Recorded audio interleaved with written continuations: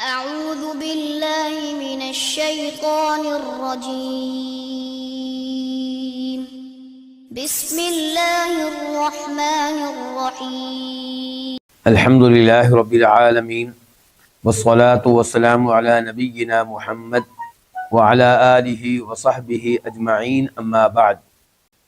آج ہم ہیں سورۃ الانفال کے ساتھ آیت نمبر 31 اللہ رب العزت اس آیت میں ارشاد فرماتے ہیں وَإِذَا تُتْلَى عَلَيْهِمْ آيَاتُنَا قَالُوا، اور جب تلاوت کی جاتی ہے، پڑھی جاتی ہیں، علیہم ان پہ، ان کے سامنے، آیاتنا ہماری آیتیں، نا کا معنی ہماری، آیاتنا ہماری آیتیں، قالوا وہ کہتے ہیں، قد سمعنا تحقیق ہم نے سن لیا، لو نشاء اگر ہم چاہیں، لقلنا البتہ ہم کہیں، لام کا معنی البتہ یقیناً، قلنا ہم کہیں، ہم کہہ سکتے ہیں، ہم کہیں، مثل ھذا اس جیسا، اس طرح، ان نہیں ہے، ان کا معنی عام طور پہ ہوتا ہے اگر، شرطیہ، لیکن یہاں پہ نافیہ ہے کیونکہ بعد میں الا آ رہا ہے،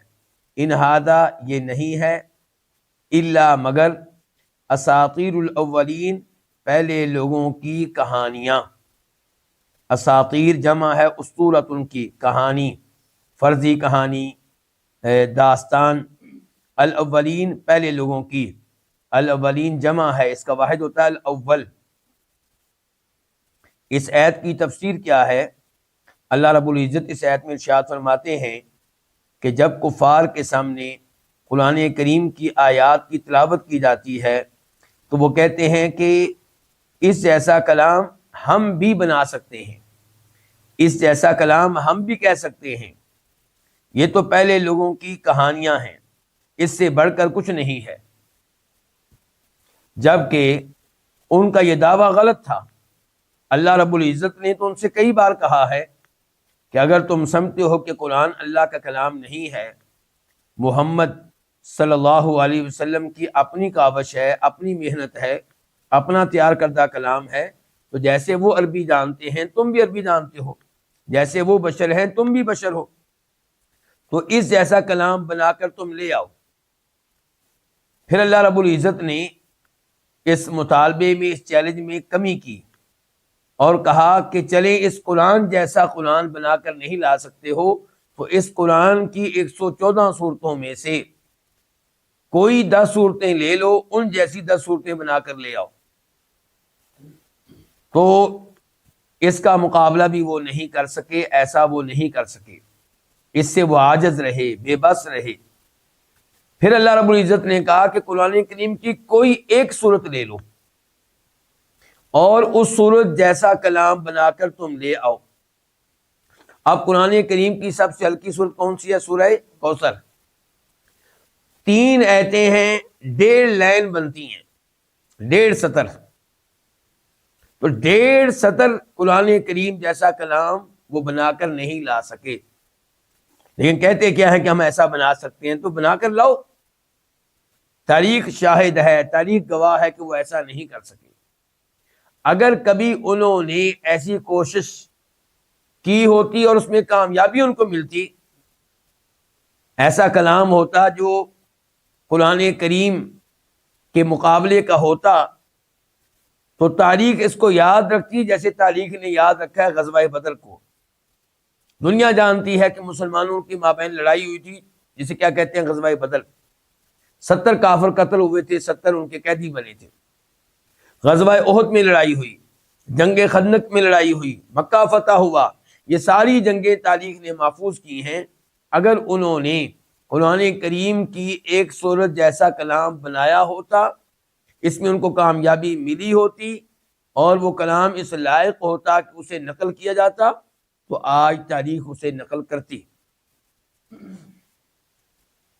اور اس زمانے کے لوگ مسلمانوں کو جھوٹا قرار دیتے، کہتے کہ دیکھو تم نے کہا تھا کہ تمہارے قرآن کی 114 صورتوں میں سے کوئی بھی صورت لے لی جائے اور اس صورت جیسا کلام بنا کر لایا جائے، تو یہ بنا لیا ہے، فلاں آدمی ابو جہل نے بنا لیا ہے، یا ان کے سردار ابو سفیان نے بنا لیا ہے، ایسا کچھ نہیں ہوا.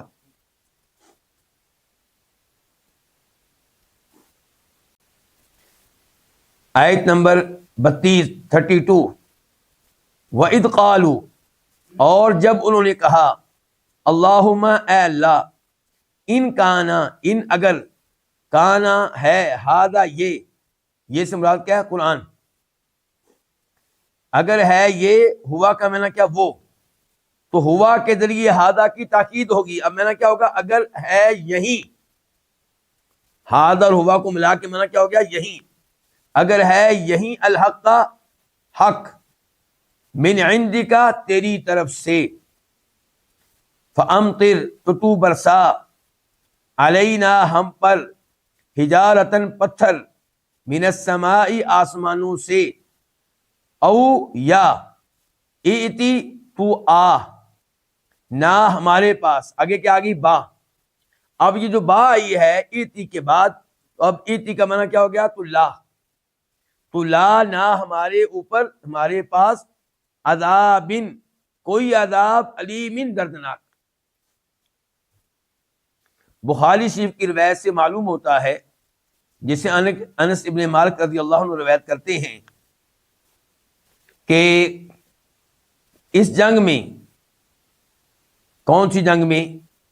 جنگ بدر میں، جب صفیں بن رہی تھیں تو ابو جہل نے کہا تھا کہ اے اللہ، اگر یہ قرآن جو ان لوگوں کے پاس ہے، اگر وہ تیری طرف سے ہے اور یہ ایک حقیقت ہے، تو پھر یا اللہ ہم پہ آسمانوں سے پتھر برسا دے، یا کسی بھی دردناک عذاب میں ہمیں مبتلا کر دے.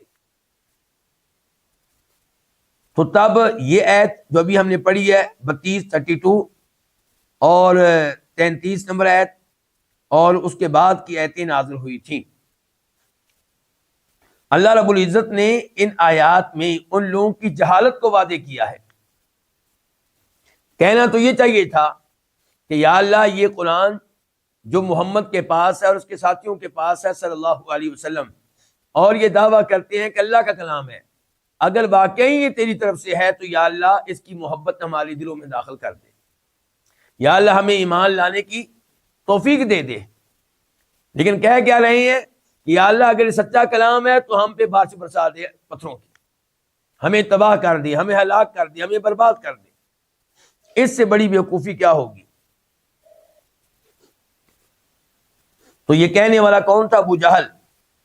اور باقی لوگ چونکہ ان باتوں میں اس کی تائید کرنے والے تھے، اس لیے اللہ نے یہ نہیں کہا کہ ایک آدمی نے بات کہی. اللہ تعالیٰ نے کہا جب انہوں نے کہا اللہم اللہ ان کان ھذا ہوا، اگر یہی ہے الحق کا حق، من عندک، یعنی کہ تیری طرف سے اترا ہوا یہ حق ہے، تو فامطر علینا حجارہ، تو ہم پہ برسا پتھر آسمانوں سے، یا ہم پہ کوئی بھی دردناک عذاب اتار دے. آیت نمبر 33 اللہ تعالی نے فرمایا کہ وما کان اللہ لیعذبہم وانت فیہم، وما اور نہیں ہے، وما اور نہیں، کانا ہے اور نہیں ہے، اللہ تعالی اور نہیں ہے اللہ تعالی، لیعذبہم کہ وہ عذاب دے ان کو، وانت فیہم وہ حالیہ ہے جب کہ انت تو فیہم ان میں ہے، وما کان اللہ اور نہیں ہے اللہ تعالی، معذبہ عذاب دینے والا، ہم ان کو، وہم یستغفرون جب کہ وہ بخشش طلب کر رہے ہوں، جب کہ وہ بخشش طلب کرتے ہوں. یہاں پہ بھی واو حالیہ ہے، جب کہ ہم وہ، یستغفرون، سین کا معنی کیا؟ طلب کرنا، مانگنا، جب کہ وہ دعائے مغفرت کرتے ہوں، جب کہ گناہوں کی بخشش مانگتے ہوں. اس آیت کا مفہوم کیا ہے؟ تفسیر کیا ہے؟ اس آیت کا گزشتہ آیت کے ساتھ تعلق ہے کہ انہوں نے کہا تھا کہ اگر قرآن واقعی اللہ تیرا کلام ہے تو ہم پہ آسمانوں سے پتھر نازل کر دے، یا کسی دردناک عذاب میں مبتلا کر دے. اللہ تعالی نے کہا کہ اللہ تعالی کیسے عذاب دے ان کو جب کہ نبی علیہ السلام ان میں موجود ہے. تو اللہ کا یہ قاعدہ ہے، اللہ کے دستور ہے، اللہ کا طریقہ ہے، اللہ کی سنت ہے کہ کہ اللہ تعالیٰ کسی قوم کو اس وقت عذاب نہیں دیتا جب کہ اس قوم میں اللہ کا نبی بھی موجود ہو۔ لوط علیہ السلام کی قوم پہ اللہ کا عذاب آیا تو لوط علیہ السلام کو پہلے کہہ دیا گیا تھا کہ آپ یہاں سے نکل جائیں، اپنے گھر والوں میں سے جو اہل ایمان ان کو بھی ساتھ لے لیں۔ نوح علیہ السلام کی قوم پہ عذاب آیا تو وہاں پہ بھی حکم ہوا تھا کہ کشتی بنائیں، کشتی پہلے بنائی جا چکی تھی، عذاب آیا، پانی آیا تو کہا گیا کشتی پہ سوار ہو جائیں اور اللہ تعالیٰ آپ کو محفوظ کرے گا، تو وہ بھی وہاں سے نکل گئے تھے۔ تو اللہ کا جو عام عذاب ہے، کون سا عذاب؟ عام عذاب، جس میں پوری قوم تباہ ہو جائے، تو اللہ تعالیٰ وہ عذاب نہیں دیتا جب کہ اس قوم میں اللہ کا نبی موجود ہو۔ دوسرا اصول اللہ نے یہ بیان کیا اپنا کہ اللہ تعالیٰ لوگوں کو عذاب نہیں دیتا جب کہ وہ اللہ سے مغفرت طلب کر رہے ہوں، گناہوں کی بخشش کا اللہ سے سوال کر رہے ہوں۔ اس کا کیا مطلب ہے؟ اس کا مطلب علماء کرام نے کئی طرح سے واضح کیا ہے۔ ایک اس کا مطلب یہ ہے کہ اگرچہ نبی علیہ الصلوۃ والسلام اور بہت سے مسلمان مکہ سے ہجرت کر کے مدینہ آ چکے تھے، لیکن اب بھی مکہ میں ایسے لوگ موجود تھے جو مسلمان ہو چکے تھے، لیکن ان میں مکہ سے مدینہ کی طرف ہجرت کرنے کی طاقت نہیں تھی۔ ان کو سزائیں دی جاتی تھیں، ان کو قید کر دیا گیا تھا، یا دیگر کئی اسباب تھے جن کی وجہ سے وہ ہجرت نہیں کر سکتے تھے۔ تو اب اللہ تعالیٰ اہل مکہ کو کیسے عذاب دے جب کہ مکہ میں ایسے مومن موجود ہیں جو توحید کے اوپر ہیں، جو سچے مسلمان ہیں؟ تو ایک تفسیر اس جملے کی یہ ہے۔ دوسری تفسیر یہ ہے کہ اللہ تعالیٰ ان کو کیسے عذاب دے اہل مکہ کو جبکہ ان میں کئی ایسے لوگ ہیں جن کے بارے میں اللہ کو معلوم ہے کہ آئندہ چند دنوں میں، چند سالوں میں وہ مسلمان ہونے والے ہیں، مسلمان ہو جائیں گے، کلمہ پڑھ لیں گے، اپنے گزشتہ گناہوں کے اللہ سے معافیاں مانگیں گے۔ اور تیسری تفسیر اس کی یہ کی گئی ہے کہ خود یہ اہل مکہ عمرہ وغیرہ کرتے تھے، حج کرتے تھے، بیت اللہ کا طواف کرتے تھے، اور طواف میں یہ کہا کرتے تھے اغفر اغفر، اے اللہ ہمارے گناہ بخش دے، ہمارے گناہ بخش دے۔ تو بہرحال کہنے کا مطلب یہ ہے کہ اللہ تعالیٰ کا پہلا اصول یہ ہے کہ اللہ کسی قوم کو تباہ و برباد نہیں کرتا، ہلاک نہیں کرتا جبکہ ان میں اللہ کا نبی موجود ہو صلی اللہ علیہ وسلم۔ دوسرے نمبر پہ اللہ کسی قوم کو عذاب نہیں دیتا جبکہ وہ اللہ سے مغفرت طلب کر رہے ہوں۔ تو اس لیے ابو جہل اگرچہ کہہ رہا ہے کہ ہم پہ اللہ تو آسمانوں سے بارش، پتھروں کی بارش نازل کر دے یا کوئی اور دردناک عذاب دے دے، لیکن اللہ ان کو یہ عذاب دینے والا نہیں ہے۔ آیت نمبر 34 وما لہم، اور انہیں کیا ہے؟ ما استفہامیہ ہے، ما کون سا ہے؟ استفہامیہ، کیا ہے؟ اور کیا ہے لہم ان کو؟ لہم آپ کو پتہ دو الفاظ ہے، لام الہم، اور کیا ہے ان کو؟ اللہ یعذبہم اللہ، اللہ اصل میں کیا ہوتا ہے؟ ان لا، ان کا مطلب کیا؟ کہ، اور انہیں کیا ہے کہ نہ یعذب عذاب دے ہم ان کو اللہ، اللہ تعالی، وہم جب کہ یہ یصدون روکتے ہیں، منع کرتے ہیں، عن المسجد الحرامی، مسجد حرام سے، وما كانوا اولیاء، وہ یہ بھی حالیہ، جبکہ ما یہ نافیہ ہے، نہیں ہے، ما نہیں کانو ہے، اور جبکہ یہ نہیں ہے اولیاء اس کے متولی، کس کے؟ مسجد حرام کے۔ اولیاء جمع ہے کس کی؟ ولی ان کی۔ ان اولیاء نہیں ہے، یہاں پہ بھی ان نفی کے لیے ہے کیونکہ آگے اللہ آ رہا ہے، نہیں ہے اولیاء اس کے متولی، کس کے؟ مسجد حرام کے، الا المتقون، مگر وہ جو تقوی اختیار کرنے والے ہیں، ولیکن، اور لیکن، اکثرهم ان میں سے زیادہ تر، لا یعلمون، علم نہیں رکھتے۔ اس آیت کی تفسیر کیا ہے؟ اس آیت کا مفہوم کیا ہے؟ اس سے پہلی آیت میں، یعنی کہ آیت نمبر 33 میں اللہ نے دو اصول بیان کیے تھے جن کی وجہ سے اللہ عذاب نہیں دیتا۔ نمبر ایک، جب کسی قوم میں اللہ کا نبی موجود ہو اللہ عذاب نہیں دیتا۔ نمبر دو، جب اس قوم میں ایسے لوگ موجود ہوں جو اللہ تعالیٰ سے گناہوں کی بخشش چاہ رہے ہوں تو اللہ عذاب نہیں دیتا۔ یہاں پہ یاد آیا کہ یہ جو تفسیر آپ کو بتائی گئی تھی کہ مکہ میں کچھ مسلمان موجود تھے جن کی وجہ سے اللہ عذاب نہیں دے رہا تھا، اس کی تائید ایک اور ایسے بھی ہوتی ہے۔ سورۃ الفتح میں اللہ تعالیٰ فرماتے ہیں لو تزیلوا لعذبنا الذین کفروا منہم عذابا علیما، کہ اگر مکہ کے مسلمان اور کافر الگ الگ ہوتے تو اللہ تعالیٰ ان کو دردناک عذاب دیتا، لیکن چونکہ اسی شہر میں مسلمان تھے اسی میں کافر تھے تو اللہ نے دردناک عذاب نہیں دیا۔ اب اس آیت میں، آیت نمبر 34 میں 34 میں اللہ تعالیٰ کہہ رہے ہیں کہ اللہ کیوں نہ ان کو عذاب دے۔ گویا کہ پچھلی آیت میں وہ وجوہات تھیں جن کی وجہ سے ان کے اوپر عام عذاب نہیں آ رہا۔ اب جو آیت ہم پڑھ رہے ہیں اس میں وہ وجوہات اور اسباب ہیں جن کی وجہ سے ان پہ عذاب آنا چاہیے۔ اچھا، پہلی میں عذاب کی نفی تھی، دوسری میں عذاب کا اثبات ہے۔ عام آدمی سمجھے گا کہ شاید دونوں آیتوں میں ٹکراؤ ہے، تضاد ہے، جبکہ حقیقت میں ایسا نہیں ہے۔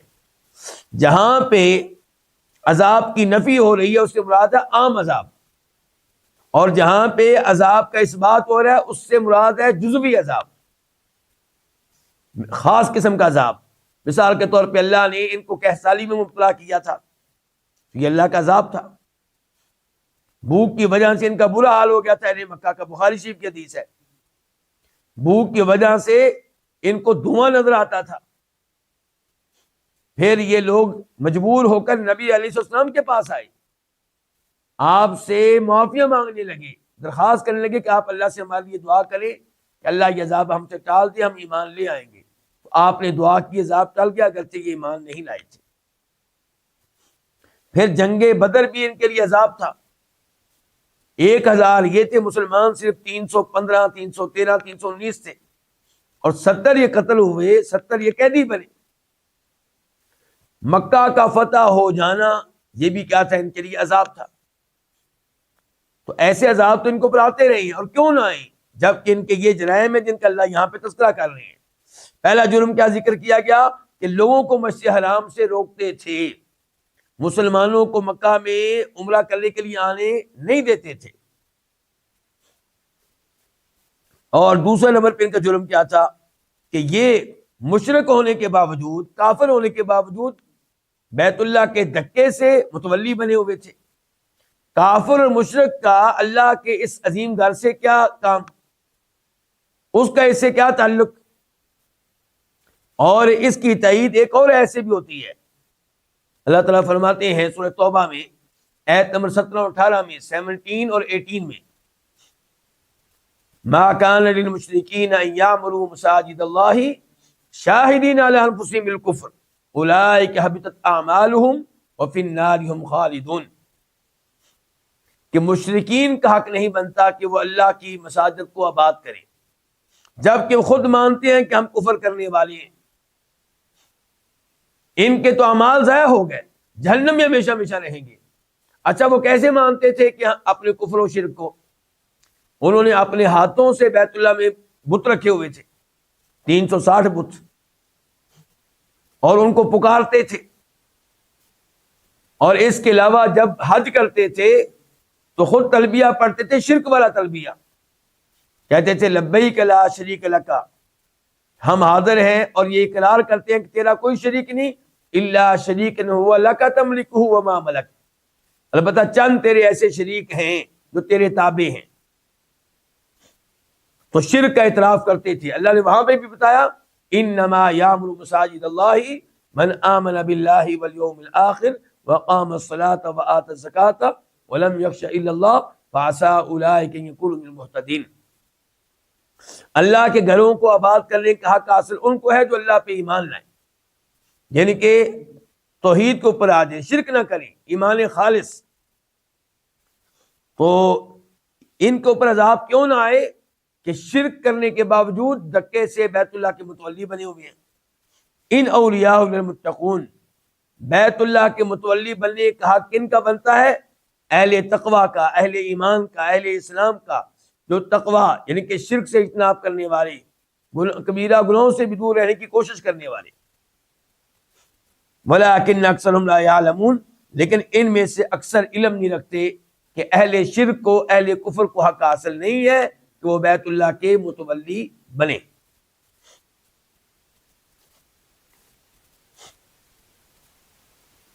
اس ایسے پتہ چلا کہ اہل مکہ بیت اللہ کے متولی ہونے کے باوجود کافر تھے، مشرک تھے، تو اگر کوئی نمازیں پڑھتا ہے، مساجد قائم کرتا ہے، لیکن ساتھ ساتھ شرک کرتا ہے تو وہ مسلمان نہیں ہے۔ آیت نمبر 35 وما کان صلاتہم، وما اور نہیں، کانا تھی، صلاتہم ان کی نماز، عند البیتی اس گھر کے پاس یعنی کہ بیت اللہ کے پاس، الا مگر مکاءن سیٹیاں بجانا، وتصدیہ اور تالیاں بجانا، فذوقوا العذاب پس تم چکھو عذاب، بما کنتم تکفرون اس وجہ سے کہ تم کفر کیا کرتے تھے۔ اس آیت کا گزشتہ آیات کے ساتھ کیا تعلق ہے؟ اس آیت میں یوں لگتا ہے کہ تیسرا سبب بتایا جا رہا ہے ان کے اوپر عذاب آنے کا۔ تیسرا سبب کیا ہے؟ کہ بیت اللہ کے پاس کھڑے ہو کے اللہ کی عبادت کرتے ہیں، نماز پڑھتے ہیں، اور نماز ان کی کیا ہے؟ سیٹیاں بجانا، نماز ان کی کیا ہے؟ تالیاں بجانا، تو یہ اللہ کے گھر کی توہین ہے، عذاب کیوں نہ آئے؟ اور نہیں ہے صلاتم ان کی نماز، عند البیتی اس گھر کے پاس، الا مکان مگر کیا کرنا؟ سیٹیاں بجانا، وتصدیہ اور تالیاں بجانا، فذوقوا العذاب اس لیے تم عذاب چکھو، بے وجہ اس کے کہ تم کفر کیا کرتے تھے۔ تو یہ ان کے جرائم ہیں جن کی وجہ سے یہ اللہ کی طرف سے عذاب کے حقدار ہے۔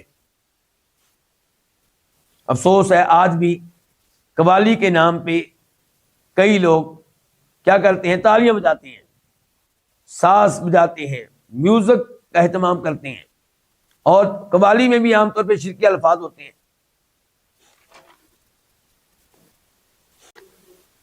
آیت نمبر 36 ان الذین کفروا بے شک وہ لوگ جنہوں نے کفر کیا، ينفقون وہ خرچ کرتے ہیں، اموالہم اپنے مال، اموال جمع ہے یہاں پہ مال ان کے، اپنے اموال کیوں خرچ کرتے ہیں؟ لیسدوا لام کا معنی کیا؟ تاکہ، یسدوا وہ روکیں، کن کو؟ یعنی کہ لوگوں کو، عن سبیل اللہ اللہ کے راستے سے، فسینفقونہا فا کا معنی کیا؟ پس، سین کا معنی کیا؟ ان قریب، پس ان قریب، ینفقون وہ خرچ کریں گے، ہاں یہ اموال، ثم پھر، تکونو یہ ہو جائیں گے، یہ کیا؟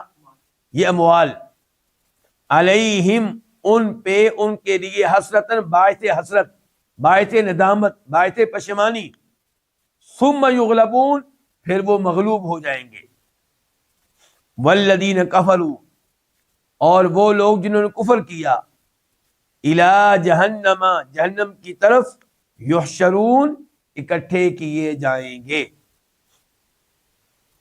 اس آیت کی تفسیر کیا ہے؟ اللہ تعالیٰ فرما رہے ہیں کہ اہل کفر اپنا مال خرچ کرتے ہیں کس کام کے لیے؟ لوگوں کو اسلام سے روکنے کے لیے کہ کہیں لوگ مسلمان نہ ہو جائیں۔ آپ دیکھیں اس زمانے میں جو اللہ کے نبی کا زمانہ ہے علیہ الصلوۃ والسلام، مکہ والوں نے کتنا مال خرچ کیا جنگ بدر لڑنے کے لیے، جنگ احد لڑنے کے لیے، جنگ خندق لڑنے کے لیے، تو مقاصد کیا تھے؟ لوگوں کو مسلمان ہونے سے روکنا، لوگوں کو دین اسلام سے روکنا۔ تو اللہ تعالیٰ نے کہا کہ یہ لوگ بڑا مال خرچ کرتے ہیں تاکہ لوگوں کو اللہ کے راستے سے روکیں۔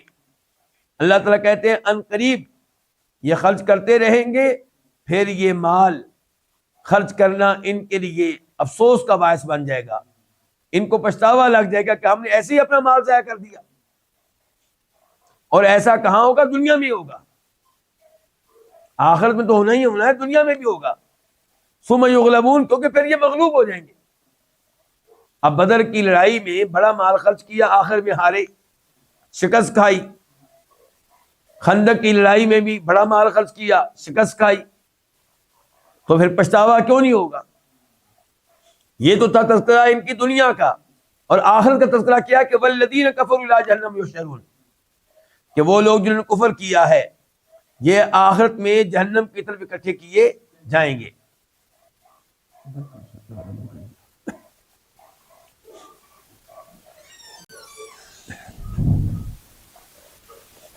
آیت نمبر 37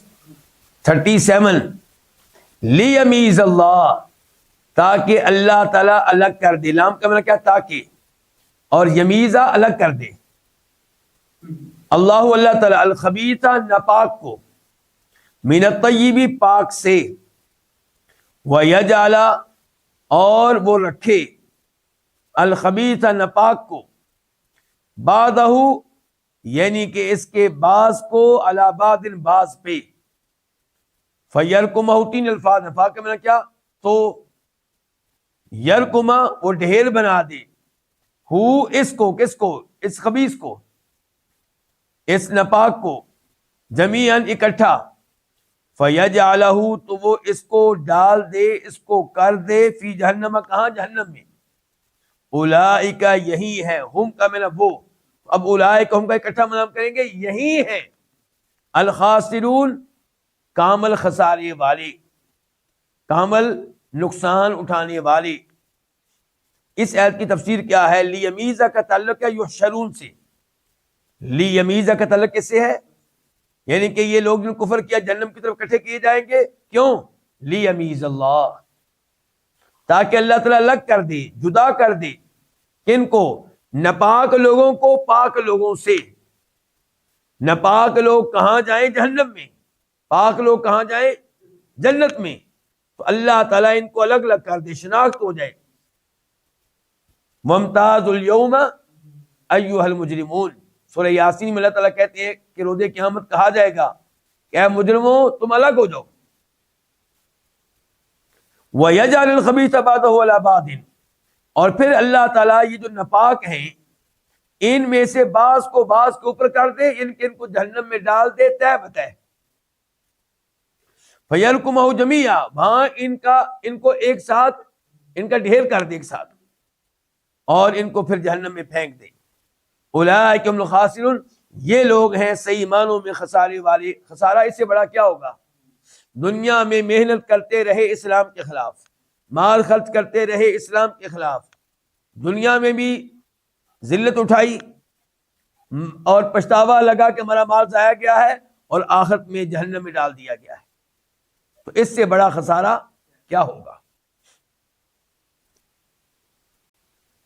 آیت نمبر 38 قل تو کہہ دے، للذین کفروا ان لوگوں سے جنہوں نے کفر کیا. للذین اصل میں 2 الفاظ ہیں، لام لی اور الذین، اکٹھا ملایا تو کیا ہو گیا؟ للذین. تو کہہ دے ان لوگوں سے کفروا جنہوں نے کفر کیا، ان اگر ینتہو وہ بعد آ جائیں، یغفر بخش دیا جائے گا، لہم ان کے لیے، یہ بھی 2 الفاظ ہے، لام اور ہم، ان کے لیے بخش دیا جائے. کیا بخش دیا جائے گا؟ ما جو، قد تحقیق سلفا گزر چکا ہے. وَإِن يَعُودُوا اور اگر وہ لوٹیں، اگر وہ پھر ایسا کریں، فقد تو تحقیق، فا کا معنی تو، قد تحقیق یقیناً، مدد گزر چکا ہے، سنت طریقہ الاولین پہلوں کا. اس آیت سے پتہ چلا کہ اللہ کی رحمت کتنی وسیع ہے. ان لوگوں نے کتنے بڑے جرائم کیے ہیں، نبی علیہ الصلوۃ والسلام کے خلاف، قرآن کے خلاف، اور شرک کے لیے، توحید کے خلاف. اللہ پھر پیشکش کر رہے ہیں کہ آپ ان کافروں سے کہہ دو کہ اگر یہ بعد آ جائیں تو ان کے گزشتہ گناہ معاف ہو جائیں گے. اور یہ اللہ کی پیشکش قیامت تک ہے. بڑے سے بڑا کافر، بڑے سے بڑا مشرک توبہ کر لے تو اللہ کی طرف سے توبہ کے دروازے کھلے ہوئے ہیں۔ قل یا عبادی الذین اسرفوا علی انفسہم لا تقنطوا من رحمت اللہ ان اللہ یغفر الذنوب جمیعا انہ هو الغفور الرحیم۔ میرے وہ بندے جنہوں نے اپنے اوپر ظلم بہت زیادہ کر لیا، گناہ بہت کر لیے، تم لوگوں نے اللہ کی رحمت سے مایوس نہیں ہونا، اللہ سارے گناہوں کو معاف کرتا ہے، شرط یہ ہے کہ مرنے سے پہلے انسان معافی مانگ لے۔ تو یہاں اللہ تعالیٰ کہہ رہے ہیں کہ اگر یہ بات آ جائے تو ان کے گزشتہ گناہ معاف ہو جائیں گے۔ یہاں پہ وہ حدیث ذکر کر دینا مناسب ہوگا جسے امام مسلم رحمہ اللہ روایت کرتے ہیں عمر بن عاص رضی اللہ تعالی عنہما سے۔ یہ بہت لیٹ مسلمان ہوئے، اسلام کے خلاف بہت کچھ انہوں نے کیا، تو پھر یہ نبی علیہ الصلوۃ والسلام کے پاس آئے اور کہا کہ اللہ کے رسول اپنا ہاتھ بڑھائیے، کھولیے، کشادہ کیجیے، میں آپ کی بیعت کرنا چاہتا ہوں۔ تو آپ علیہ الصلوۃ والسلام نے اپنا دائیں ہاتھ بڑھایا، انہوں نے اپنا دائیں ہاتھ پیچھے کھینچ لیا۔ تو آپ علیہ الصلوۃ والسلام نے فرمایا یہ کیا؟ اور یہاں پہ بھی دیکھیے اللہ کے نبی کا اخلاق، کوئی دنیاوی بادشاہ ہوتا تو گردن اتار دیتا کہ میری تو نے توہین کی ہے، تو نے کہا ہاتھ بڑھائیے، میں نے ہاتھ کیا، تو نے اپنا ہاتھ کھینچ لیا۔ لیکن یہاں پہ اس عمر بن عاص کا واسطہ دنیاوی بادشاہ سے نہیں ہے بلکہ اللہ کے عظیم نبی سے ہے صلی اللہ علیہ وسلم۔ آپ نے اتنا کہا کہ عمر بن عاص یہ کیا؟ تو کہنے لگے عمر بن عاص اللہ کے رسول میں مسلمان تو ہونا چاہتا ہوں، آپ کی بیعت کرنا چاہتا ہوں، آپ کا پیروکار بننا چاہتا ہوں، لیکن میری ایک شرط ہے۔ فرمایا تمہاری شرط کیا ہے؟ شرط یہ ہے کہ میرے گزشتہ گناہ معاف ہو جائیں۔ تو آپ علیہ السلام نے فرمایا اے عمر تجھے کسی نے نہیں بتایا کہ اسلام قبول کرنے سے گزشتہ گناہ معاف ہو جاتے ہیں؟ چنانچہ وہ مسلمان ہوئے۔ تو یہ یہاں پہ بھی اللہ تعالیٰ کہہ رہے ہیں کہ آپ ان کافروں سے کہہ دیں اگر یہ بات آ جائیں تو ان کے وہ اعمال معاف کر دیے جائیں گے ما قد سلفا، جو پہلے ہو چکے، جو جرائم، جو جنگیں انہوں نے لڑی ہیں، جو صحابہ کرام کو قتل کیا ہے، سب معاف ہو جائے گا۔ وَإِن يَعُودُوا، اور اگر یہ دوبارہ کفر کریں، دوبارہ اللہ کے نبی سے لڑیں، مسلمانوں سے لڑیں صلی اللہ علیہ وسلم، تو پھر اللہ کا طریقہ پہلے لوگوں میں گزر چکا ہے۔ یہاں طریقے سے مراد پہلے لوگوں کا طریقہ نہیں ہے، یہاں مراد ہے اللہ کا طریقہ پہلے لوگوں کے بارے میں، یعنی کہ اللہ نے پہلے لوگوں کے ساتھ کیا کیا، یعنی کہ کیسے اللہ نے تباہ و برباد کیا قوم نوح کو علیہ السلام، کیسے اللہ نے تباہ و برباد کیا قوم شعیب کو، کیسے اللہ نے تباہ و برباد کیا قوم ہود کو، کیسے اللہ نے برباد کیا قوم لوط کو۔ تو یہ مراد ہے کہ اگر یہ دوبارہ کفر کریں، دوبارہ یہ لڑے نبی علیہ السلام سے اور اپنی حرکتوں سے توبہ نہ کریں، تو اللہ تعالیٰ کا طریقہ گزر چکا ہے الاولین، پہلے لوگوں میں، کہ کیسے اللہ نے ان کو ہلاک کیا، تباہ و برباد کیا۔ تو یہ اللہ کی طرف سے ان کے لیے وارننگ ہے۔ ایک ہی آیت میں خوشخبری بھی موجود ہے، وارننگ بھی موجود ہے۔ پہلے حصے میں ترغیب ہے، خوشخبری ہے کہ توبہ کے دروازے بند نہیں ہوئے، کلمہ پڑھ لو، مسلمان ہو جاؤ، معافیاں مانگ لو، اور دوسرے جملے میں وارننگ ہے کہ اگر بات نہیں آتے تو پھر دیکھ لو کیسا انجام تھا فرعون کا، کیسا انجام تھا قوم شعیب کا علیہ السلام، قوم ہود کا، قوم نوح کا، قوم لوط کا علیہم الصلوۃ والسلام۔ آیت نمبر 39 وقاتلوہم، اور تم لڑو ان سے، واؤ اور قاتل، تم لڑو ہم ان سے، حتیٰ یہاں تک لا تکونا، نہ رہے، نہ موجود رہے، فتنۃ، کوئی فتنہ، ویکون، اور ہو جائے، الدین، دین کلہ، سارا کا سارا، للہ، کس کے لیے؟ اللہ تعالیٰ کے لیے۔ دو الفاظ ہیں، لام اور اللہ، اللہ تعالیٰ کے لیے۔ فَإِن، پس اگر، فا کا مطلب پس، ان کا مطلب اگر، انتہو، یہ بات آ جائیں، فَإِنَّ اللَّهَ، تو بے شک اللہ تعالیٰ، بما یعملون، ان اعمال کو جو یہ کر رہے ہیں، بصیر، خوب دیکھنے والا ہے۔ ان اعمال کو، اعمال کس کا معنی ہے؟ یہ بریکٹ میں اس آیت کی تفسیر کیا ہے؟ اللہ تعالیٰ کہتے ہیں کہ اگر یہ بات نہیں آتے، اگر یہ کفر ترک نہیں کرتے، لڑتے ہیں مسلمانوں سے تو اے مسلمانوں تم بھی ان سے لڑو. اور کب تک لڑنا ہے؟ جب تک کہ فتنہ ختم نہ ہو جائے. اچھا فتنے سے کیا مراد ہے؟ فتنے سے مراد ہے نمبر 1، فتنے کا اپنا معنی کیا ہوتا ہے؟ آزمائش، آزمانا، امتحان لینا، تکلیفیں دینا، یہ فتنہ ہے. جب کوئی مسلمان ہو جاتا تھا تو وہ اس کو تنگ کرتے تھے، عذاب دیتے تھے، تکلیفیں دیتے تھے، آزمائش میں ڈالتے تھے. تو اللہ نے کہا ان سے لڑتے رہو جب تک کہ ان کی یہ قوت اور پاور ختم نہ ہو جائے. چاہے یہ خود کفر پہ رہیں، لیکن جو نیا مسلمان ہو رہا ہے اس کے راستے میں رکاوٹ نہ بنے. نئے مسلمان کے سامنے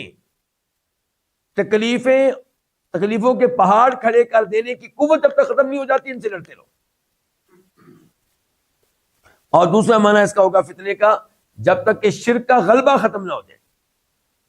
شرک کا غلبہ ختم نہ ہو جائے. فرمایا ان سے لڑو یہاں تک کہ نہ رہے کوئی فتنہ، اور دین سارے کے سارا اللہ کے لیے ہو جائے. مراد یہ کہ غلبہ دین اسلام کا ہو جائے، غلبہ توحید کا ہو جائے. فَإِنِ انتَهُوا، اگر یہ باز آ جائیں کس سے؟ کفر سے، نبی علیہ السلام سے لڑائیاں لڑنے سے. اللہ تعالیٰ پھر ان کے اعمال کو دیکھ رہا ہے. توبہ کے بعد، مسلمان ہونے کے بعد، کفر ترک کرنے کے بعد اچھے اعمال کریں گے تو اچھا بدلہ ملے گا، برے اعمال کریں گے تو برا بدلہ ملے گا. آیت نمبر 40 وَإِنْ، اور اگر تولوا، یہ منہ پھیر لیں، یہ اعراض کر لیں.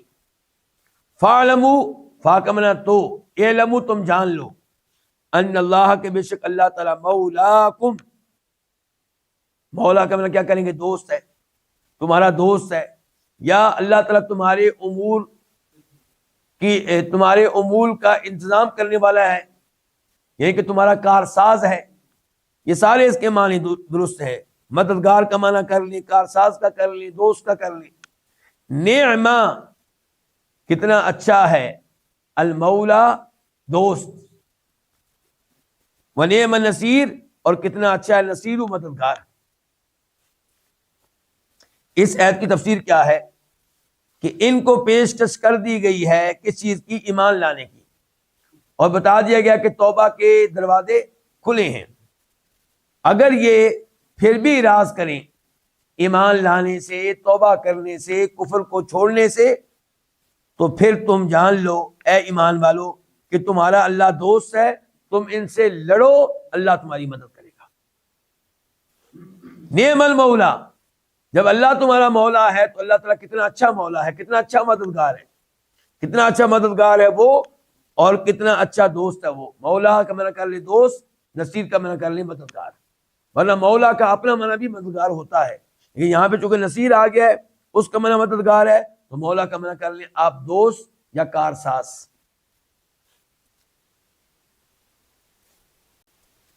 آیت نمبر 41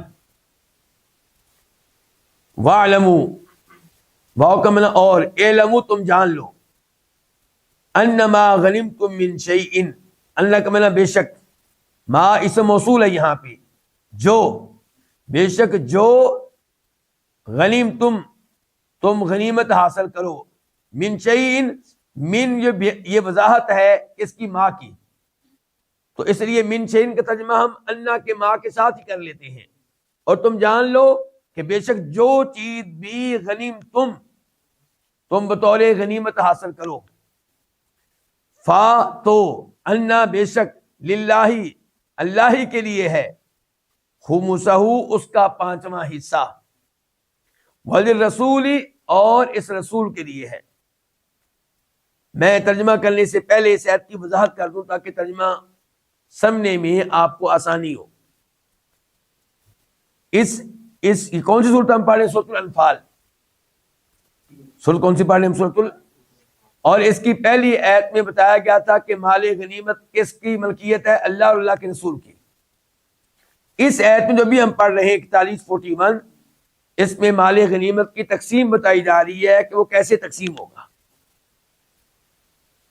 تو مال غنیمت کی تقسیم کیسے ہوتی ہے؟ علماء کرام مال غنیمت کے 5 حصے کیے جاتے ہیں. کتنے حصے؟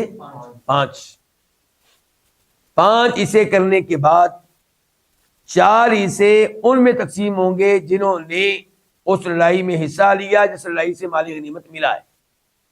فوجیوں میں، سپاہیوں میں، لڑنے والوں میں کتنے حصے تقسیم ہوں گے؟ 4. باقی رہ گیا ایک حصہ، 5واں حصہ. یہ 5واں حصہ جو ہے یہ ان کو نہیں ملے گا.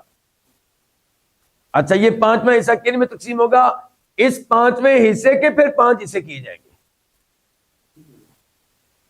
5ویں حصے کے پھر 5 حصے کیے جائیں گے، اور 5 حصے کرنے کے بعد اس کو پھر کیا کیا جائے گا؟ تقسیم کیا جائے گا. کیسے؟ اللہ نے بتایا کہ ایک حصہ ملے گا نبی علیہ السلام کو، اور آپ کے دنیا سے چلے جانے کے بعد جو بھی مسلمانوں کا حکمران ہوگا اسے ملے گا. دوسرا حصہ ملے گا نبی علیہ السلام کے رشتہ داروں کو، آل بیت کو. تیسرا حصہ ملے گا یتیموں کو، اور چوتھا ملے گا مسکینوں کو، اور 5واں حصہ مسافروں کو. 5 ہو گئے نا؟ لیکن یہ ضروری نہیں ہے کہ نبی علیہ السلام یا بعد میں آنے والا بادشاہ، وزیر اعظم ان 5 میں برابر برابر تقسیم کرے، بلکہ یہ اس کا اختیار ہے. وہ جہاں پہ مناسب سمجھے گا وہاں پہ خرچ کرے گا. ہو سکتا ہے وہ یہ جو ٹوٹل مال میں سے 5واں حصہ تھا وہ سارے کا سارا نبی علیہ السلام کے رشتہ داروں کو دے دے، یا یتیموں کو دے دے، یا مسکینوں کو دے دے، یا مسافروں کو دے دے، یا کچھ ان کو دے دے، کچھ ان کو. ضروری نہیں کہ برابر برابر دے. یہ معاملہ اس کے پاس جائے گا. تو یہ ہے جی مال غنیمت. اور اللہ نے کیا کہا تھا؟ من شیء، کوئی بھی چیز ہو. اس میں اشارہ یہ ہے کہ مال غنیمت میں خیانت کرنے کی اجازت نہیں ہے، چوری کرنے کی اجازت نہیں ہے، چاہے ہلکی سے ہلکی چیز ہو. جو مال ملے آپ کمانڈر کے پاس جمع کروائیں، سپہ سالار کے پاس جمع کرائیں، پھر وہ وزیر اعظم، بادشاہ، صدر کی ہدایات کے مطابق اس کو تقسیم کرے. آپ تقسیم سے پہلے ہی کوئی ایک چیز رکھ لے، چھپا لے، بہت بڑا جرم ہے. وَمَن يَغْلُلْ يَأْتِ بِمَا غَلَّ يَوْمَ الْقِيَامَةِ، اللہ تعالیٰ کہتے ہیں سورہ آل عمران میں کہ جو مال غنیمت میں خیانت کرے گا وہ اس مال کو روز قیامت لے کر آئے گا جس میں خیانت کی ہوگی، یعنی کہ تب وہ مال اس کے لیے عذاب بن جائے گا.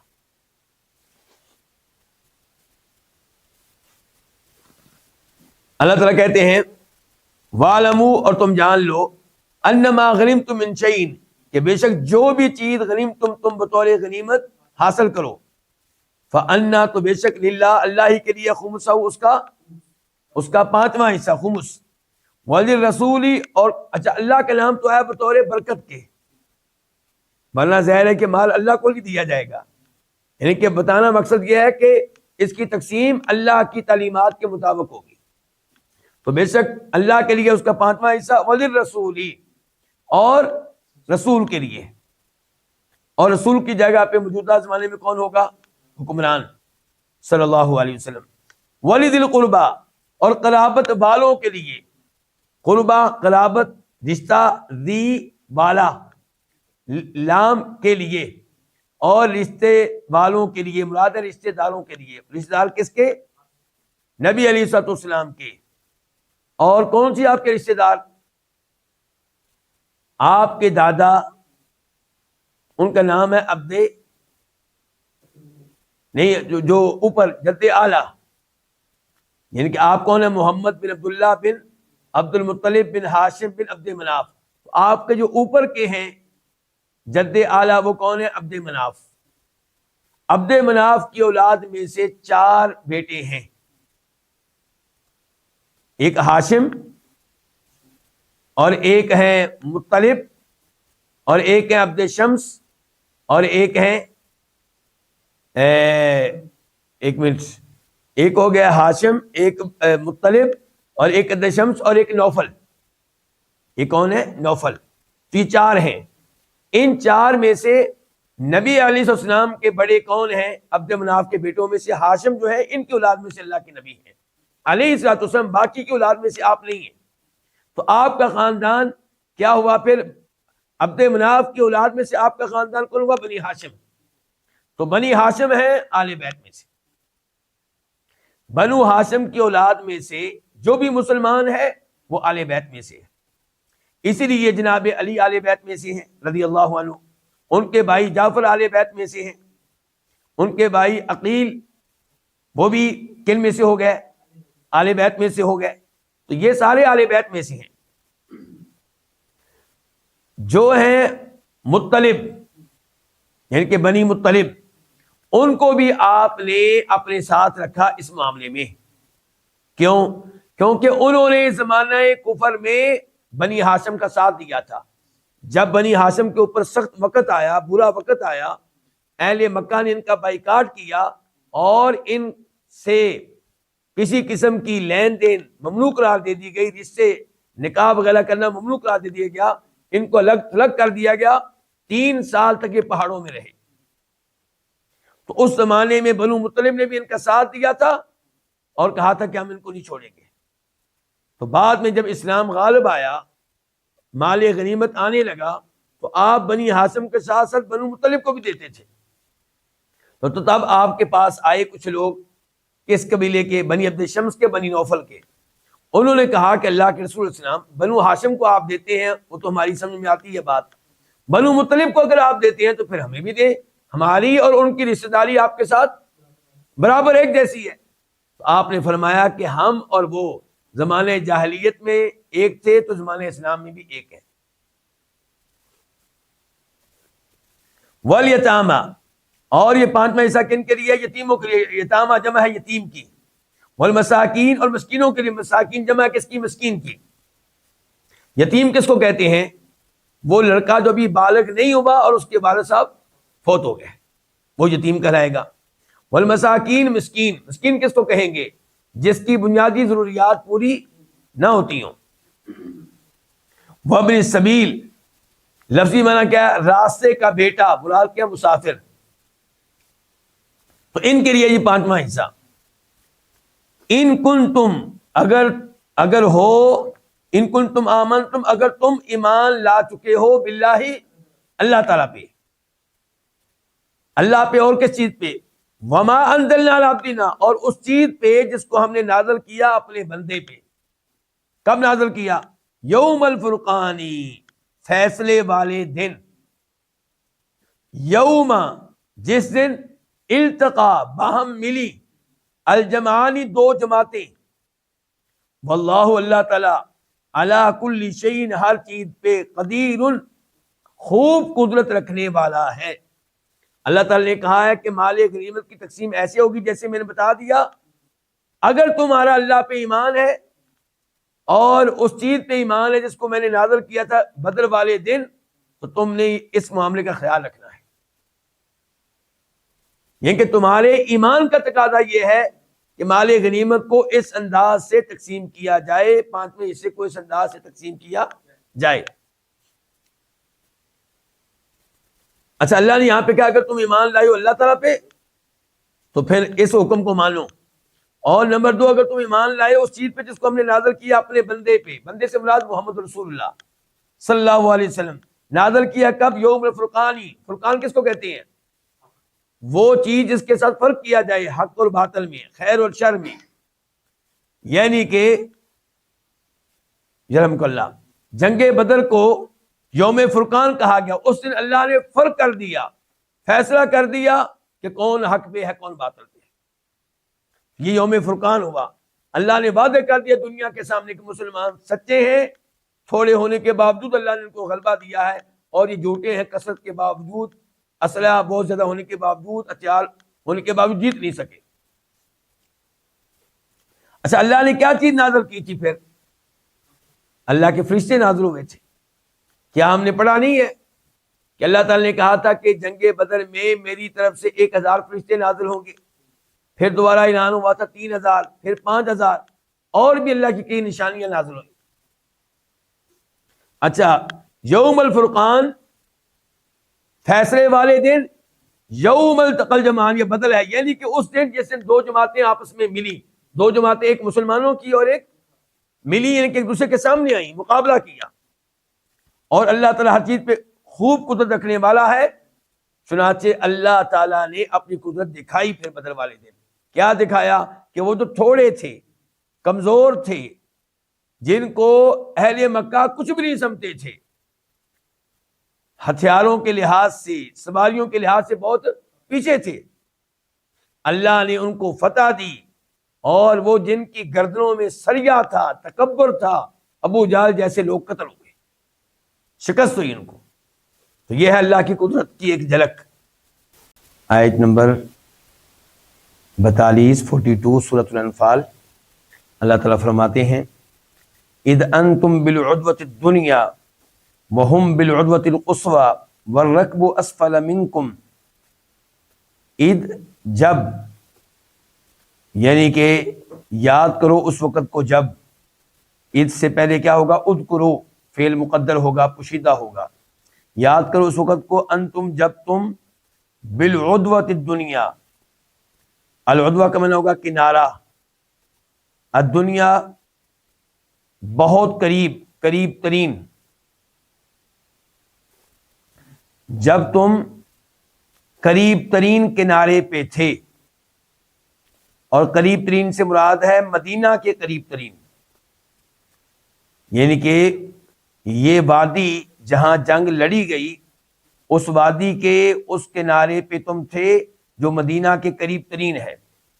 وہم، اور وہ یعنی کہ کفار، بالعدوۃ القصویٰ، دور والے کنارے پہ تھے. القصویٰ یہ مؤنث ہے، اس کا مذکر ہوتا ہے اقصا. اقصا اس کا مؤنث کیا ہے؟ قصویٰ. اور پیچھے جو ہم نے دنیا پڑھا اس کا مذکر کیا ہوتا ہے؟ الادنا. یعنی کہ اگر کوئی مذکر شے ہو اور کہنا ہو کہ قریب ترین تو ہم کہیں گے ادنا، اور اگر کوئی چیز مؤنث ہو اور کہنا ہو قریب ترین تو ہم کہیں گے دنیا. اور ایسے ہی القصویٰ ہے، اگر کوئی چیز مذکر ہے ہم نے کہنا ہو دور، بہت دور، تو ہم کیا کہیں گے؟ اقصا. اسی لیے کہتے ہیں المسجد الاقصی. مسجد مذکر ہے تو الاقصی، یعنی کہ اس کے لیے ہم الاقصی لے کر آئے، دور والی مسجد. اور یہاں پہ العدوہ یہ لفظ کیا ہے؟ مؤنث. تو القصویٰ اللہ تعالیٰ لے کر آئے القصویٰ، یعنی کہ دور ترین کنارے پہ تھے. والرکب، اور قافلہ، قافلے سے مراد ہے تجارتی قافلہ ابو سفیان والا.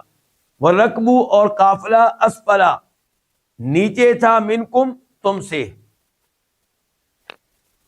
ولو، اور اگر، تواعدتم، تم آپس میں وقت طے کرتے، آپس میں وعدہ طے کرتے، لاختلفتم، لام الگ ہے، اختلفتم الگ ہے، لام البتہ یقیناً، اختلفتم، تم اختلاف کرتے، فی المیعاد، وقت مقرر میں، ولیکن، اور لیکن، لیقضیہ، لام کا معنی تاکہ، یقضیہ پورا کر دے، اللہ، اللہ تعالی، امرن، وہ معاملہ، کان مفعولا، جو ہو کر رہنے والا تھا،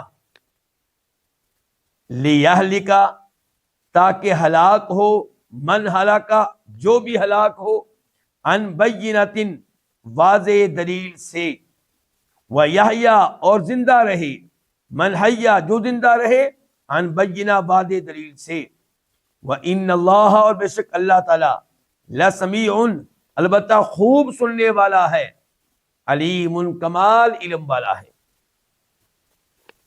اس آیت میں اللہ رب العزت نے وعدے کیا کہ بدر جہاں یہ جنگ لڑی گئی، وہاں مسلمان اس وادی کے اس کنارے پہ تھے، اس جانب تھے جو مدینہ کی طرف قریب ترین ہے، اور وہ کفار جو تھے وہ اس وادی کے اس کنارے پہ تھے، اس جانب تھے جو مدینہ سے دور ہے.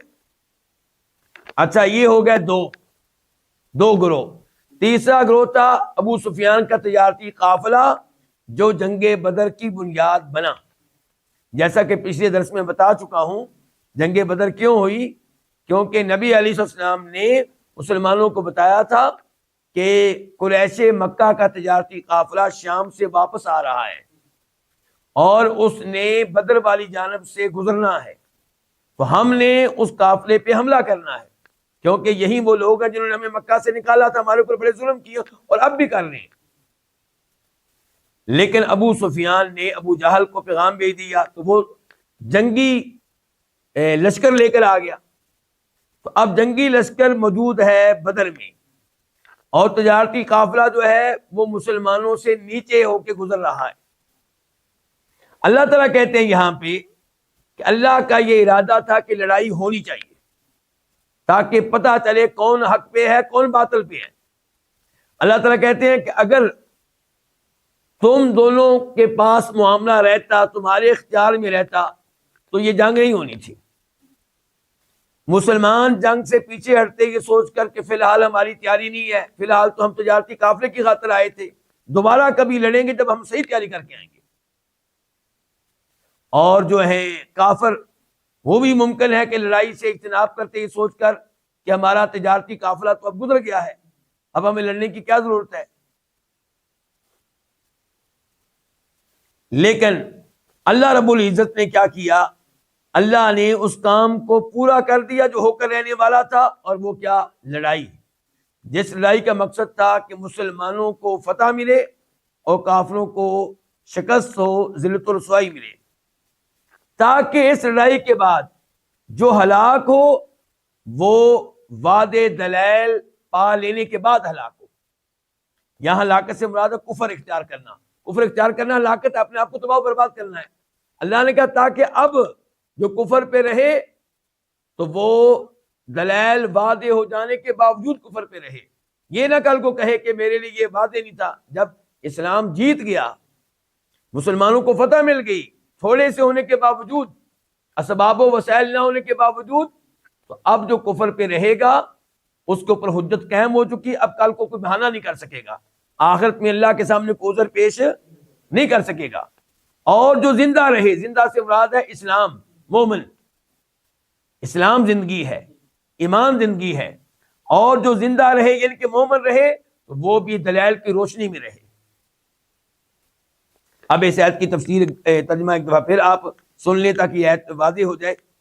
یاد کرو کہ جب تم تھے بالعدوۃ الدنیا، قریبی ترین کنارے پہ، وہم اور وہ کافر تھے بالعدوۃ القصویٰ، دور ترین کنارے پہ، والرکب اور قافلہ، کون سا قافلہ؟ تجارتی قافلہ ابو سفیان والا، اسفلا وہ نیچے تھا، منکم تم سے، ان کے سمندر کی جانب تھا، ولو تواعدتم اور اگر تم آپس میں وعدہ طے کرتے، کون؟ مسلمان اور کافر، لاختلفتم البتہ تم آپس میں اختلاف کرتے، فی المیعاد وقت مقررہ کے بارے میں، ولیکن اور لیکن، ولیکن کے بعد کوئی نہ کوئی لفظ پوشیدہ ہوگا، مثال کے طور پہ ولیکن جمعکم، لیکن اللہ نے تم کو اکٹھا کر دیا، لیکن اللہ نے تم کو اکٹھا کر دیا کیوں؟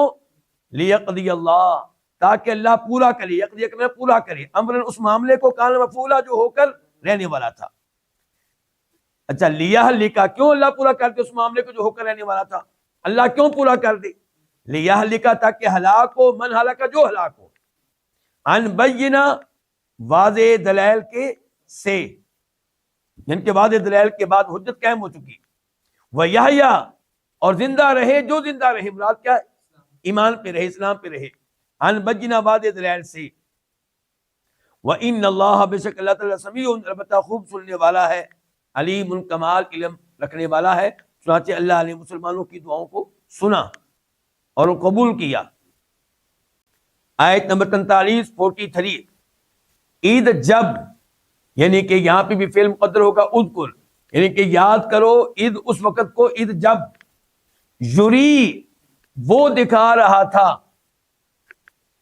وہ بلکہ وہ نہیں کہنے کہ آگے اللہ خود آ گیا ہے، لفظ اللہ خود آ گیا ہے، یعنی کہ جب اللہ دکھا رہا تھا، یری وہ دکھا رہا تھا، کا تجھے، کاف سے مراد کون ہے؟ نبی علیہ الصلوۃ والسلام۔ اللہ تعالیٰ ہماری نبی سے کہہ رہا ہے کہ یاد کیجیے اس وقت کو جب یری اللہ دکھا رہا تھا، کا تجھے، ہم وہ کیا؟ کافر، اللہ آپ کو کفار دکھا رہا تھا، فی منامی کا، آپ کی نیند میں، آپ کے خواب میں، قلیلاً اس حال میں کہ تھوڑے. اللہ نے دکھایا آپ کو خواب میں کہ کافر کتنے ہیں؟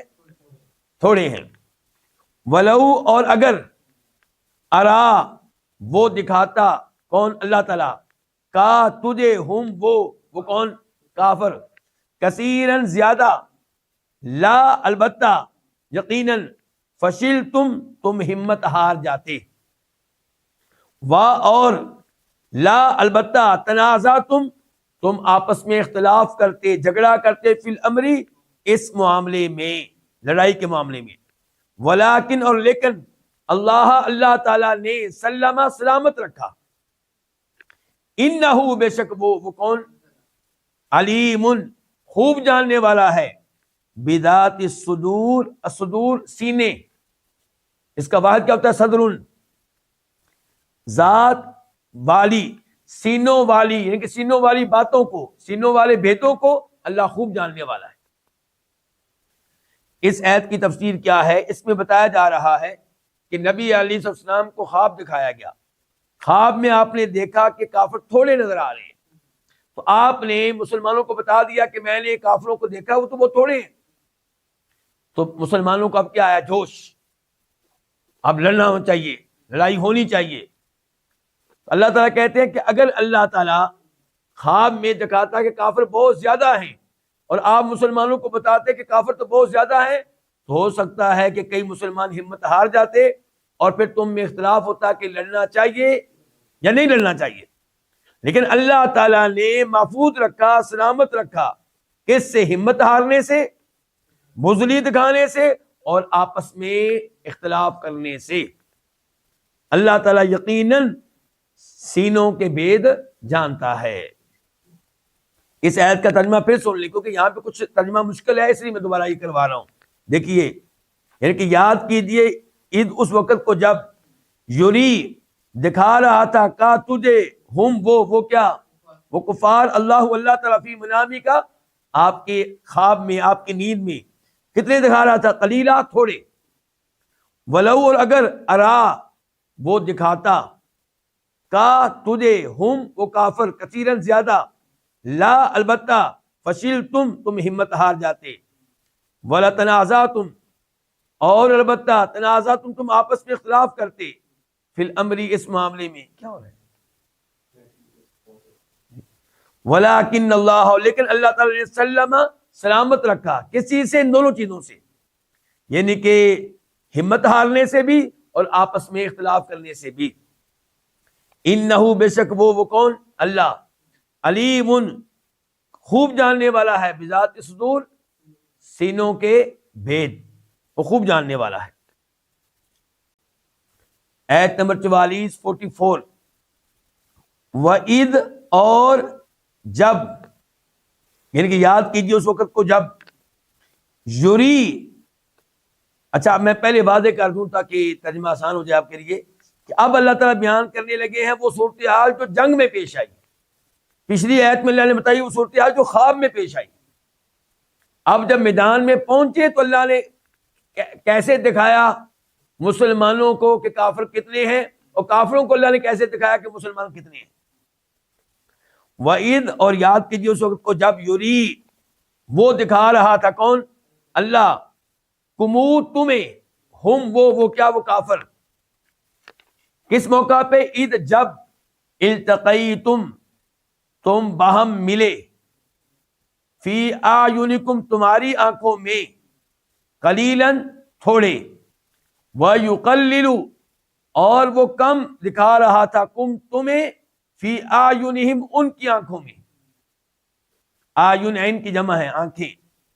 لی تاکہ یقضی اللہ پورا کر دے امرن اس معاملے کو کان مفعولا جو ہو کر رہنے والا تھا.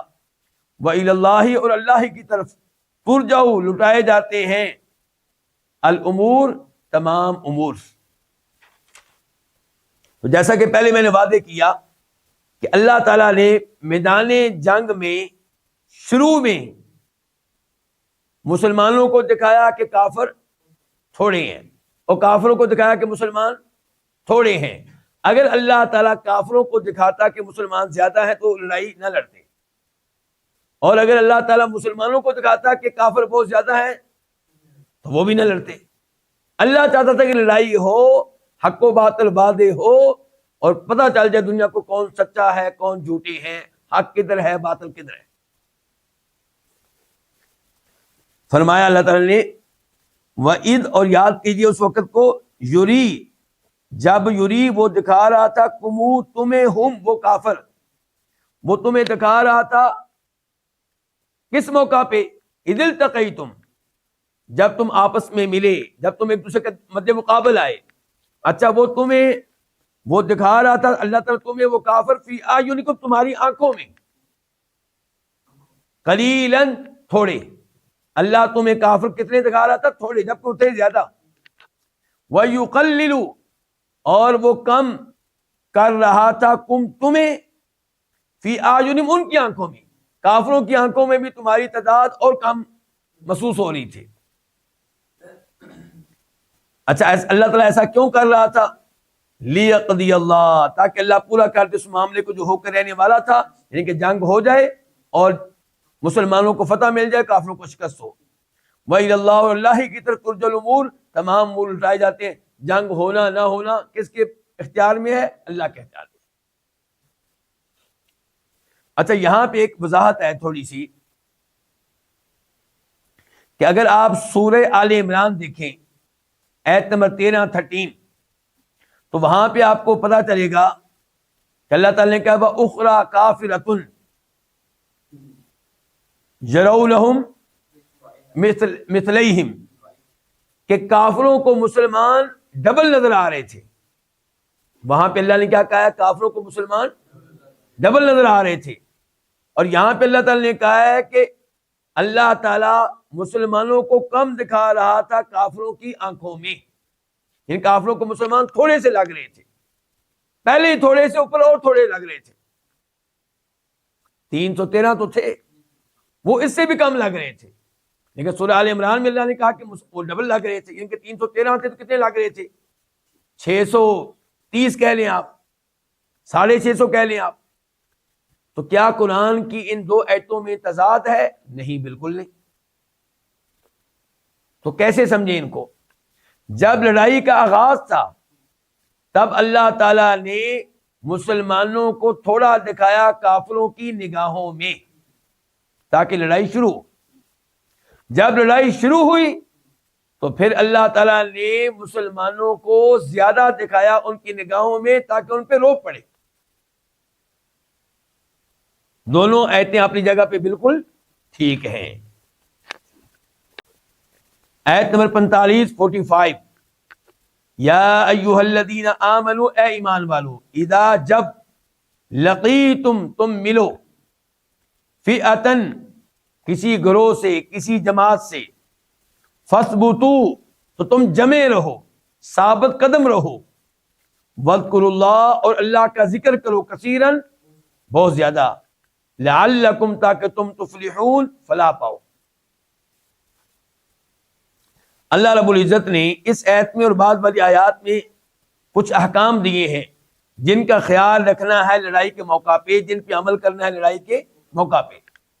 تو اللہ تعالیٰ کہہ رہے ہیں اے ایمان والو، اذا لقیتم فئۃ، جب تم ملو، فئۃ کسی جماعت سے، مراد ہے کافر جماعت. کافر جماعت سے تمہارا آمنا سامنا ہو تو تم نے نمبر 1 کیا کرنا ہے؟ فثبتوا، ثابت قدم رہنا ہے، ہمت نہیں ہارنی، پیچھے نہیں ہٹنا. نمبر 2 واذکروا اللہ کثیر، اللہ سے، اللہ کا بہت زیادہ ذکر کرنا ہے، یعنی کہ وہ موقع گانے سننے کا نہیں ہے، وہ موقع اللہ کے ذکر کرنے کا، اللہ سے دعائیں کرنے کا ہے. جیسا کہ نبی علیہ الصلوۃ والسلام نے بدر کی لڑائی شروع ہونے سے پہلے پوری رات اللہ کا ذکر کیا ہے، نمازیں پڑھی ہیں، دعائیں کی ہیں.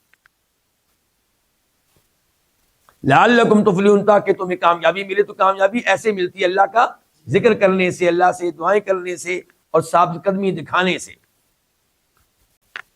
آیت نمبر 46 واطیعوا اللہ، اور تم اللہ کی اطاعت کرو، یعنی کہ اللہ کا حکم مانو، ورسولہ، اور اس کے رسول کا، ولا تنازعوا، اور آپس میں نزاع نہ کرو، آپس میں جھگڑا نہ کرو، فتفشلوا، اس لیے کہ فا سببیہ، اس لیے کہ، یا آپ کہہ لیں ورنہ، فا کا ترجمہ کر لیں اس لیے کہ یا ورنہ تفشلو، تم بزدل بن جاؤ گے، وتذہب، اور چلی جائے گی ریحکم، تمہاری ہوا،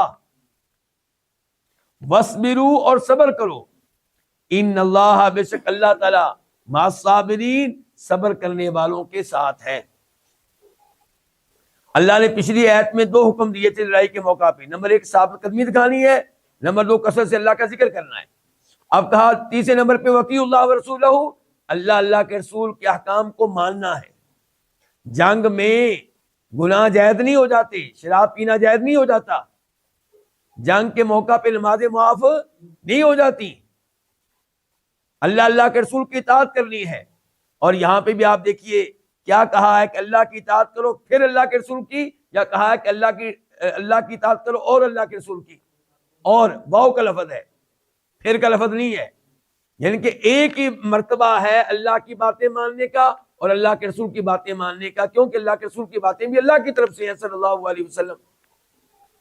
قرآن کریم میں کبھی نہیں کہا گیا کہ اللہ کی اطاعت کرو پھر اللہ کے رسول کی اطاعت کرو، کہ حدیث کا مرتبہ نمبر 2 ہے، ایسا کبھی نہیں کہا گیا۔ قرآن و حدیث کا درجہ برابر ہے، شریعت کے لحاظ سے، عقیدہ سیکھنے کے لحاظ سے، احکام و مسائل لینے کے لحاظ سے، البتہ تلاوت کے لحاظ سے کوئی شک و شبہ نہیں ہے، نماز میں قرآن کی تلاوت ہوگی، رمضان میں قرآن کی تلاوت ہوگی، اس لحاظ سے قرآن آگے ہے، لیکن شریعت ہونے کے لحاظ سے، دین ہونے کے لحاظ سے دونوں کا درجہ ایک جیسا ہے۔ وَلَا تَنَازَعُوا، چوتھی تعلیمات یہ ہے کہ آپس میں جھگڑا نہیں کرنا، اختلاف نہیں کرنا، اپنے کمانڈر کی بات مانو۔ فَتَفْشَلُوا، ورنہ تم کیا ہو جاؤ گے، اگر جھگڑا کرو گے آپس میں کیا ہوگا، اور اللہ کے رسول کی اطاعت نہیں کرو گے تم بزدل بن جاؤ گے، وَتَذْهَبَ رِيحُكُمْ، تمہاری ہوا جاتی رہے گی، تمہاری قوت، تمہارا روب ختم ہو جائے گا، تمہاری ہوا جاتی رہے گی، تمہارا روب ختم ہو جائے گا۔ وَاصْبِرُوا، پانچویں تعلیمات یہ ہے، پانچواں حکم یہ ہے کہ صبر کرو، استقامت کا مظاہرہ کرو۔ ان اللہ مع الصابرین، بے شک اللہ تعالیٰ صبر کرنے والوں کے ساتھ ہے۔ اللہ ان کے ساتھ کیسے ہوتا ہے؟ ان کی مدد کرتا ہے۔ اللہ کا صبر کرنے والوں کے ساتھ ہونا یہ کون سی میت ہے؟ میت خاصہ، اللہ خاص طور پہ ان کے ساتھ ہوتا ہے، ورنہ عام طور پہ تو اللہ کافروں کے ساتھ بھی ہے۔ کافروں کے ساتھ اس کا کیا مطلب ہے؟ کوئی غلط معنی نہ لے لیے اس کا، کیا مطلب اللہ کافروں کے ساتھ بھی ہے؟ یعنی کہ اللہ تعالیٰ کافروں کی ایک ایک حرکت کو جانتا ہے، ان کی ایک ایک بات کو سنتا ہے، تو وہ علم کے لحاظ سے، سننے کے لحاظ سے، دیکھنے کے لحاظ سے، کنٹرول کے لحاظ سے اللہ ان کے ساتھ ہے، مسلمانوں کے ساتھ بھی، ان کے ساتھ بھی ہے، لیکن مدد کرنے کے لحاظ سے اللہ مسلمانوں کے ساتھ ہے، کافروں کے ساتھ نہیں ہے، الا یہ کہ مسلمان کا اللہ تعالیٰ کو ناراض کر بیٹھے تو الگ بات ہے۔ آیت نمبر 47 ولا تکونوا، تم نہ ہو جاؤ، کالذین، ان لوگوں کی طرح، خرجوا، جو نکلے، من دیارہم، اپنے گھروں سے، دیار جمع کس کی؟ دار ان کی، بطرن، تکبر کرتے ہوئے، اکڑتے ہوئے، وریا الناس، اور لوگوں کو دکھاتے ہوئے۔ آپ یہ بھی کہہ سکتے ہیں کہ اکڑنے کے لیے، وریا الناس، لوگوں کو دکھانے کے لیے وہ نکلے، ویصدون، اور وہ روکتے، عن سبیل اللہ، اللہ کے راستے سے، واللہ، اللہ تعالی، بما یعملون، ان اعمال کو جو یہ کر رہے ہیں، محیط، ان کا احاطہ کرنے والا ہے۔ اللہ تعالیٰ نے یہ کہا کہ اے ایمان والو، تم نے ان لوگوں کی طرح نہیں بن جانا جو اپنے گھروں سے نکلے، یعنی کہ یہ قریش مکہ سے نکلے تھے، بطرن، اکڑتے ہوئے، اپنا تکبر قائم کرنے کے لیے، اپنی بڑائی واضح کرنے کے لیے دنیا کے سامنے، ہم بڑی عظیم قوت ہیں، وریا الناس، اور لوگوں کو دکھانے کے لیے۔ اس کی تفسیر میں علماء کرام بیان کرتے ہیں کہ جب ابو سفیان نے ابو جہل کو پیغام بھیجا کہ ہم مسلمانوں کی رینج سے باہر نکل آئے ہیں، اب مسلمانوں کے خطرے سے ہم باہر نکل آئے ہیں، اب تم واپس چلے جاؤ، تو ابو جہل نے کہا تھا نا، اب ہم بدر میں جائیں گے، وہاں پہ ہمارا اکٹھ ہوگا، وہاں پہ جشن منائیں گے، اور وہاں پہ ہم شراب پیئیں گے، وہاں پہ گانے گائیں گے، ہمارے ساتھ گانے گانے والیاں ہیں، ڈانس کرنے والیاں ہیں، پوری دنیا کو ہماری طاقت کا علم ہوگا، پوری دنیا سنے گی ہمارے بارے میں. یہ ہے ریا الناس. اور یہ لوگوں کو اللہ کے راستے سے روکتے بھی ہیں. کتنے جرائم ہو گئے؟ 3 نکلے تھے تکبر کرتے ہوئے، اکڑتے ہوئے، اور لوگوں کو دکھانے کے لیے کہ ہم عظیم قوت ہیں، اور اللہ کے راستے سے روکتے تھے. تو اللہ تعالیٰ نے کہا اے ایمان والو تم نے یہ کام نہیں کرنا. اور اللہ ان اعمال کو جو کر رہے تھے محیط ان کا احاطہ کرنے والا تھا. ان کی ایک ایک حرکت اللہ کے علم میں تھی. ان کا اکڑنا اور ان کا اللہ کے راستے سے روکنا، اسلام سے روکنا، اسلام میں رکاوٹیں ڈالنا، یہ سب چیزیں اللہ کے علم میں تھی. تو جب اللہ کے علم میں ہے تو ظاہر اللہ جزا تو دیتا ہے، پھر سزا دیتا ہے اللہ تعالیٰ. آیت نمبر 48 وَإِذْ اور جب، یعنی کہ تذکرہ کیجیے اس وقت کا جب زینا مزین کر دیا، خوشنما بنا دیا، لہم ان کے لیے، الشیطان شیطان نے، اعمالہم ان کے اعمال کو، وقال اور اس نے کہا، کس نے؟ شیطان نے، لا نہیں ہے، غالبہ کوئی غالب آنے والا، لکم تم پہ، الیوم آج، من الناس لوگوں میں سے کوئی، وَإِنِّي اور بے شک میں، جارٌ میں حمیتی ہوں، میں مددگار ہوں، لکم تمہارا. فلما پس جب، تراءت الفئتان، الفئتان فئتن کا تثنیہ ہے، فئتن جماعت، الفئتان 2 جماعتیں، جب یہ 2 جماعتیں تراءتان ایک دوسرے کے سامنے آئیں، نکاسا تو وہ واپس آ گیا. کون؟ شیطان. علی عقبیہ اپنی ایڑیوں کے بل، یعنی کہ اپنی ایڑیوں کے بل الٹا واپس آ گیا. وقال اور کہا، انی بے شک میں، بریء لا تعلق ہوں، بریء ذمہ ہوں، منکم تم سے، انی بے شک میں، ارا دیکھ رہا ہوں، ما وہ، ما لا ترون جو تم نہیں دیکھتے، انی اخاف اللہ بے شک میں اللہ سے ڈرتا ہوں. واللہ اللہ تعالیٰ شدید العقاب، شدید عذاب والا ہے، سزا دینے والا ہے. اس آیت کی تفسیر کیا ہے؟ اللہ نے کہا اس وقت کو یاد کرو جب شیطان نے ان کے لیے ان کے اعمال کو مزین کر دیا. یعنی کہ کفار جو ہیں کچھ تردد میں تھے کہ ہم مسلمانوں سے لڑنے کے لیے مکہ سے نکلیں یا نہ نکلیں، مسلمانوں سے لڑائی لڑیں یا نہ لڑیں. ایسا کئی بار ہوا ہوگا، تردد کئی دفعہ پیدا ہوا ہوگا، لیکن شیطان آ کے ان کو حوصلہ دیتا تھا. اس کی تفسیر میں علماء کرام نے لکھا ہے کہ شیطان انسانی شکل میں آیا. کس کی شکل میں؟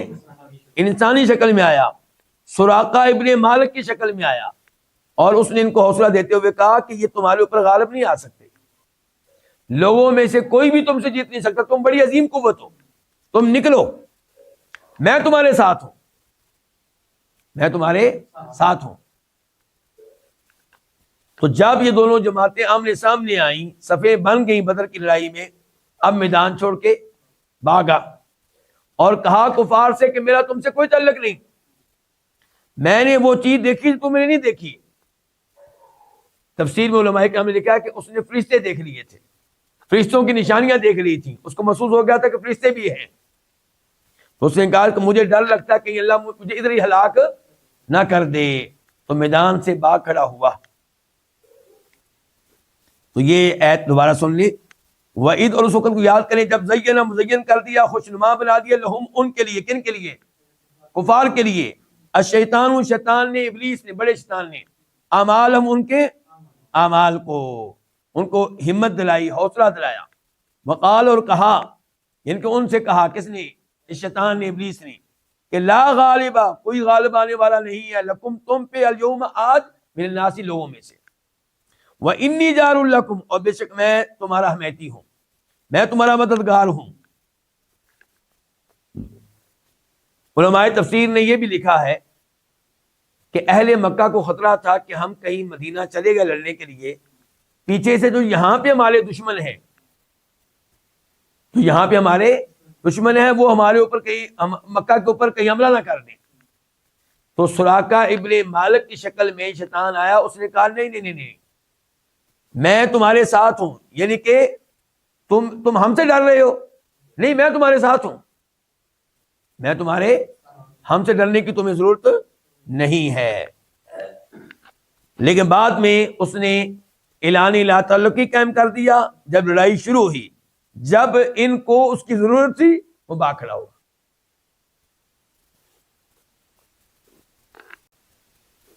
آیت نمبر 49 اذ جب، یعنی کہ یاد کریں اس وقت کو جب یقول المنافقون، منافق قسم کے لوگ کہہ رہے تھے، والذین، اور وہ لوگ، فی قلوبہم مرض، جن کے دلوں میں مرض، بیماری ہے، یعنی کہ وہ بھی کہہ رہے تھے، کیا کہہ رہے تھے کہ غرہ، دھوکہ دیا ہے، دھوکے میں مبتلا کر دیا ہے، ہؤلاء، ان کو، یعنی کہ ان مسلمانوں کو، دینہم، ان کے دین نے، وَمَن يَتَوَکَّلْ، اور جو توکل کرے، بھروسہ کرے، علی اللہ، اللہ تعالیٰ پہ، فَإِنَّ اللَّهَ، تو بے شک اللہ تعالیٰ، عزیز، سب پہ غالب ہے، حکیم، کمال حکمت والا ہے۔ اس آیت کی تفسیر کیا ہے؟ اللہ تعالیٰ بتا رہے ہیں، پچھلی آیت میں بتایا کہ شیطان نے کیا کچھ کیا ان کفار کے ساتھ، اور اب بتایا کہ منافقین کی کیا صورتحال تھی اس دن۔ تو فرمایا جو منافق لوگ تھے، ان کے اوپر سے کلمہ پڑھنے والے، اندر سے کافر، بظاہر ان کا شمار مسلمانوں میں ہوتا تھا، یہ منافقین، اور پھر کچھ ایسے مسلمان جو سچے تھے لیکن ایمان کمزور تھا۔ ایمان کیا تھا؟ کمزور تھا۔ وہ کہنے لگے کہ یہ جو کہہ رہے ہیں کہ ہم نے لڑنا ہی لڑنا ہے، ہم نے ابو جہل سے اور اس کے لشکر سے لڑنا ہی لڑنا ہے، ان کے دین نے ان کو کسی مغالطے میں مبتلا کر دیا۔ یہ سمجھ نہیں رہے کہ وہ بہت بڑی قوت ہے، ان کی تعداد بہت بڑی ہے، ان کے پاس ہتھیار ہے، ہمارے پاس کچھ بھی نہیں ہے۔ یہ خام خواہ جوش میں آئے ہوئے ہیں، یہ جذباتی باتیں کر رہے ہیں، تو ان کو ان کے دین نے کیا کر دیا ہے؟ دھوکے میں مبتلا کر دیا ہے۔ تو اللہ تعالیٰ نے کہا وَمَن يَتَوَکَّلْ عَلَى اللَّهِ، ان نوجوانوں کا اللہ پہ توکل تھا، اللہ پہ بھروسہ تھا، اللہ پہ اعتماد تھا، اور جو اللہ پہ بھروسہ کرے تو وہ جیت جاتا ہے، کیونکہ اللہ تعالیٰ عزیز، کیا ہے؟ غالب ہے۔ جب آپ اللہ پہ بھروسہ کریں گے اور اللہ آپ پہ راضی ہوا تو اللہ آپ کو غلبہ دے گا، کیونکہ اللہ کسی کے سامنے مغلوب ہونے والا نہیں ہے۔ حکیم، ہر کام میں اللہ کی کوئی نہ کوئی حکمت ہوتی ہے۔ اگلی آیت 50 وَلَوْ تَرَى، اور اگر آپ دیکھیں، یا لو کمن آپ اگر بھی کر سکتے ہیں، اگر کریں گے ترجمہ پھر یہ ہوگا شرطیہ، پھر ہمیں اس کے جواب کی بھی ضرورت پڑے گی۔ کس کی؟ جواب کی، جواب شرط۔ اور دوسرا یہ کہ آپ اس کا ترجمہ کر لیں کاش، پھر کیا بن جائے گا؟ تمنی کے لیے، پھر جواب کی ضرورت نہیں پڑے گی۔ مثال کے طور پہ بھی ہم کہتے ہیں ولو، اور کاش، ترا، تو دیکھے، یعنی کہ اے محمد، اے نبی صلی اللہ علیہ وسلم، اور کاش تو دیکھے، اذ، اس وقت، جب، یتوفا، فوت کرتے ہیں، الذین کفروا، ان لوگوں کو جنہوں نے کفر کیا۔ کون فوت کرتے ہیں؟ الملائکۃ، فرشتے، یضربون، اس حال میں کہ وہ مار رہے ہوتے ہیں، وجوہہم، ان کے چہروں پہ، وجوہ جمع ہے، وجہ، ان کے وجہ ایک چہرہ، وجوہ کئی چہرے، وادبارہم، ان کی پشتوں پہ، ادبار جمع ہے کس کی؟ دبر کی،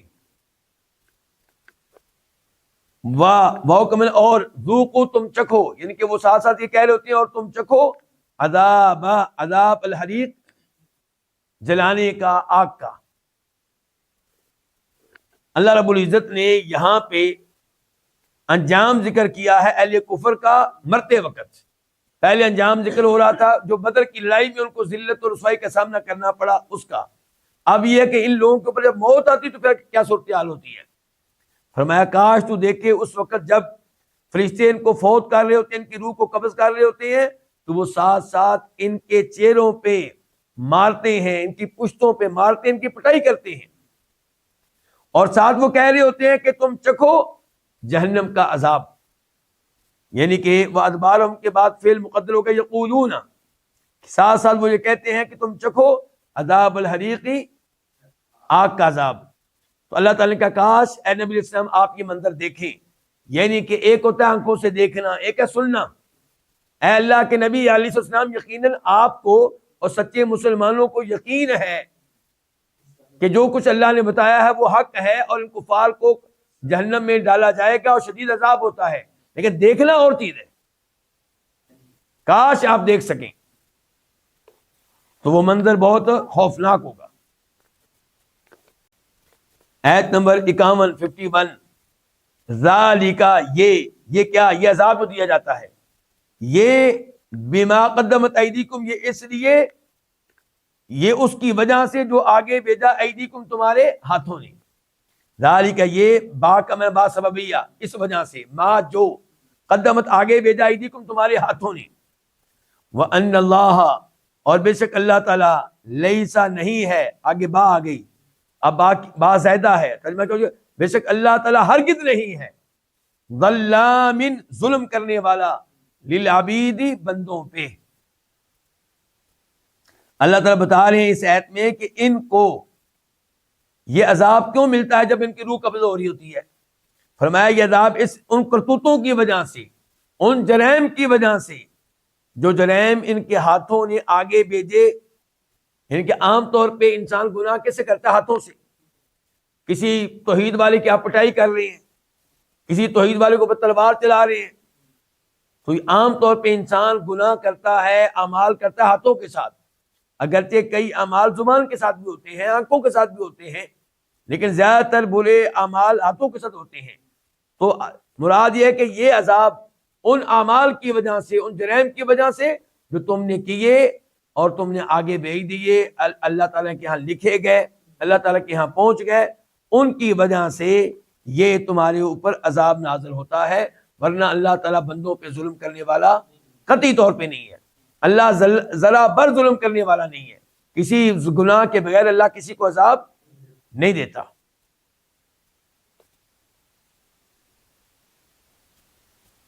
ہوگا عادت، حالت، اچھا یہاں پہ ایک لفظ جو ہے پوشیدہ ہوگا، مقدر ہوگا، دأبہم، ان کی صورتحال، ان کی حالت، ان کی عادت، ان کا معاملہ، کدأب آل فرعون، آل فرعون، قوم فرعون کی عادت کی طرح ہے، ان کی حالت کی طرح ہے، والذین من قبلہم، اور وہ لوگ جو ان سے پہلے تھے، کن سے پہلے؟ آل فرعون سے پہلے، یعنی کہ ان کا معاملہ، ان کی عادت، ان کی حالت آل فرعون اور وہ لوگ جو ان سے پہلے تھے ان کی عادت کی طرح ہے، ان کی حالت کی طرح ہے۔ ان کی کیا حالت تھی جی؟ اس کی وضاحت کیا ہے؟ کفروا بآیات اللہ، انہوں نے کفر کیا اللہ تعالیٰ کی آیتوں کا، تو اخذا پکڑ لیا، ہم ان کو اللہ نے، بذنوبہم ان کے گناہوں کی وجہ سے، ذنوب ذنب کی جمع ہے گناہ، ان اللہ بے شک اللہ تعالیٰ قوی بہت مضبوط ہے، شدید العقاب شدید سزا والا ہے۔ اللہ رب العزت نے اس آیت 52 میں 52 میں وعدے کیا ہے کہ یہ جو کفار ہیں نبی علیہ السلام کے زمانے کے، ان کی صورتحال اور ان کی عادت اور ان کا طریقہ آل فرعون اور جو ان سے پہلے مجرم گزرے ہیں ان کی طرح ہے۔ انہوں نے کیا کیا تھا؟ اللہ کے آیتوں کے ساتھ کفر کیا تھا، تو پھر کیا ہوا تھا؟ اللہ نے ان کو پکڑ لیا، ان کے کفر کی وجہ سے عذاب آیا ان کے اوپر، تو ان کا بھی انجام ایسے ہی ہوگا۔ یہ بھی کفر کے راستے پہ چل رہے ہیں، یہ بھی قرآن کا انکار کرتے ہیں، یہ بھی اللہ کے آیتوں کا انکار کرتے ہیں، اور ان کو معلوم ہونا چاہیے کہ ان اللہ قوی، اللہ تعالیٰ بہت مضبوط ہے، جو چاہتا ہے سو کرتا ہے، اللہ کے سامنے کوئی چیز رکاوٹ نہیں ہے۔ آیت نمبر 53 ذالکا، یہ کیا؟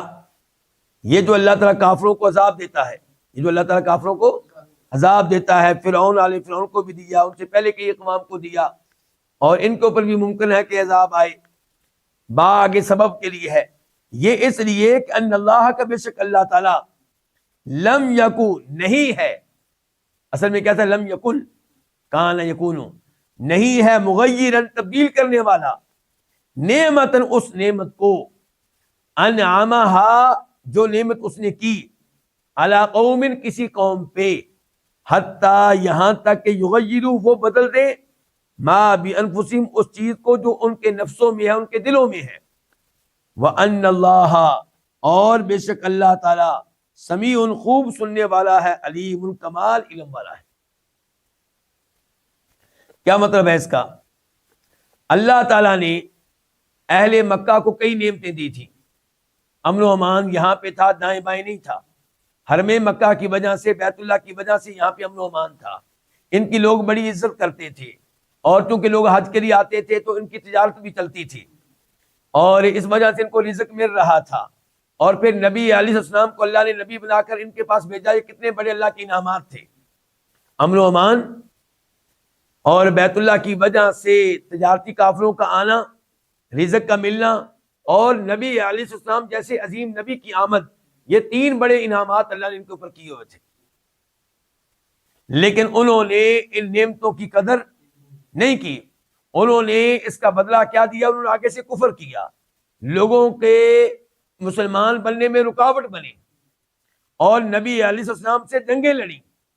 جب انسان یہ کچھ کرے تو پھر اللہ تعالیٰ اپنی نعمتیں چھین لیتا ہے، پھر اللہ تعالیٰ اپنی نعمتیں چھین لیتا ہے، اور اللہ تعالیٰ دعاؤں کو سنتا ہے۔ پھر اب دیکھیں، ذالک بان اللہ، یہ اس لیے کہ اللہ تعالیٰ لم یکو، نہیں ہے، مغیرن، تبدیل کرنے والا، کسی بھی نعمت کو، انعمہا، جو اس نے کی، ہا کدھر جا رہی؟ نعمہ کی طرف، جو اس نے نعمت کی، علی قوم، کسی قوم پہ، حتیٰ، کب تک اللہ تبدیل کرنے والا نہیں ہے؟ جب تک کہ وہ تبدیل نہ کر دیں ما، اس چیز کو، بھی انفسہم، جو ان کے نفسوں میں ہے۔ وَأَنَّ اللَّهَ، اور بے شک اللہ تعالی خوب سننے والا ہے، علیم الکمال علم والا ہے۔ ایک آیت اور پڑھ لیتے ہیں، آیت نمبر 54۔ کدأب آل فرعون، ان کی عادت، ان کی حالت، ان کا معاملہ آل فرعون اور وہ لوگ جو ان سے پہلے ہیں ان کے معاملے کی طرح ہے۔ کس لحاظ سے؟ وضاحت، کذبوا بآیات ربہم، انہوں نے اپنے رب کی آیتوں کی کیا کی تھی؟ تکذیب کی تھی، ان کو جھٹلایا تھا۔ فاہلکناہم، تو ہم نے ان کو ہلاک کیا، تو اہلکنا، ہم نے ہلاک کیا، ہم ان کو، بذنوبہم، ان کے گناہوں کی وجہ سے، واغرقنا، اور ہم نے غرق کیا، آل فرعون، آل فرعون کو، وکل کانوا ظالمین، اور وہ سب کے سب کیا تھے؟ ظالم تھے۔ تو یہ بھی ظالم ہے، یہ بھی رب کی آیتوں کی تکذیب کر رہے ہیں، تو ان کے اوپر بھی ویسا عذاب آئے گا۔ تو یہاں پہ بھی کدأب آل فرعون سے پہلے کیا ہوگا؟ دأبہم، یعنی کہ ان کا معاملہ، ان کی حالت آل فرعون اور وہ لوگ جو ان سے پہلے گزرے ہیں ان کی طرح ہے۔ اب داب کی وضاحت، تفسیر کیا ہے کہ کذبوا بآیات ربہم، وہ حالت کیا ہے کہ ان لوگوں نے اپنے رب کی آیتوں کو جھٹلایا تھا، اپنے اپنے زمانے میں اپنے اپنے نبی کی باتوں کو جھٹلایا، اور اللہ تعالیٰ کے کلام کو جھٹلایا، نشانیوں کو، معجزات کو جھٹلایا۔ فأہلکناہم بذنوبہم، تو ہم نے ان کے گناہوں کی وجہ سے ان کو ہلاک کیا اور آل فرعون کو غرق کیا۔ تو یہ بھی ان کے طریقے پہ چل رہے ہیں، ان کی بھی حالت ان کی طرح، ان کی عادت بھی ان کی طرح ہے، جو انجام ان کا ہوا تھا وہی ان کا ہوگا۔ وکل ظالمین، اور وہ سب کے سب، یعنی کہ جتنی بھی گزشتہ اقوام گزری ہیں جن پہ اللہ کا عذاب ہے، وہ سب کے سب ظالم تھے، اللہ نے ان کے اوپر کوئی ظلم نہیں کیا۔ اللہ رب العزت سے دعا ہے کہ اللہ تعالیٰ ہمیں قرآن حکیم صحیح معنوں میں سمجھنے کی توفیق عنایت فرمائے۔ وآخر دعوانا الحمد للہ رب العالمین۔